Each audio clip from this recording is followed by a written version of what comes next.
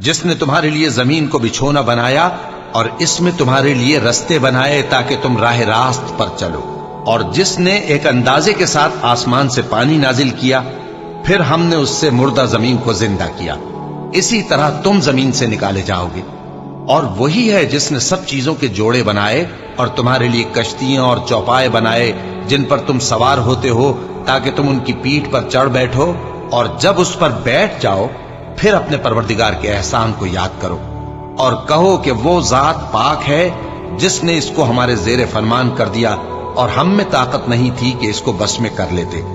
اور ہم اپنے پروردگار کی طرف لوٹ کر جانے والے ہیں۔ اور انہوں نے اس کے بندوں میں سے اس کے لیے اولاد مقرر کی، بے شک انسان سراسر ناشکرا ہے۔ کیا اس نے اپنی مخلوقات میں سے خود تو بیٹیاں لیں اور تم کو چن کر بیٹے دے دیے؟ حالانکہ جب ان میں سے کسی کو اس ہستی کی یعنی لڑکی کی خوشخبری دی جاتی ہے جو انہوں نے اللہ کے لیے بیان کی ہے تو اس کا چہرہ سیاہ پڑ جاتا ہے اور وہ اندر ہی اندر گھٹنے لگتا ہے۔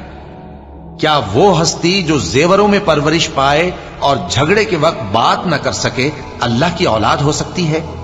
اور انہوں نے فرشتوں کو کہ وہ رحمان کے بندے ہیں اس کی بیٹیاں ٹھہرایا۔ کیا یہ ان کی پیدائش کے وقت حاضر تھے؟ ان قریب ان کی شہادت لکھ لی جائے گی اور ان سے باز پرس کی جائے گی۔ اور کہتے ہیں اگر رحمان چاہتا تو ہم ان کو نہ پوچھتے،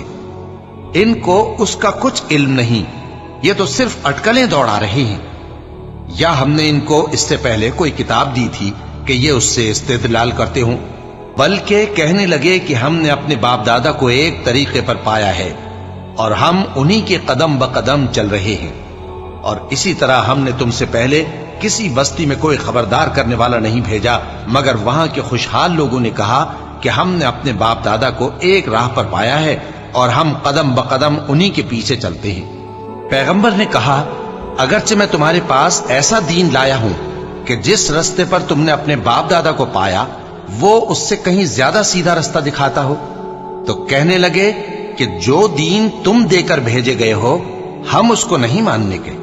تو ہم نے ان سے انتقام لیا، سو دیکھ لو کہ جھٹلانے والوں کا انجام کیسا ہوا۔ اور جب ابراہیم نے اپنے باپ اور اپنی قوم سے کہا کہ جن چیزوں کو تم پوجتے ہو میں ان سے بیزار ہوں،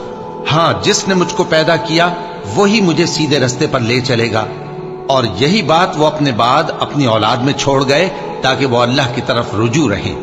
بات یہ ہے کہ میں ان کفار کو اور ان کے باپ دادا کو مال و متاع دیتا رہا یہاں تک کہ ان کے پاس حق اور صاف صاف بیان کرنے والا پیغمبر آ پہنچا، اور جب ان کے پاس حق یعنی قرآن آیا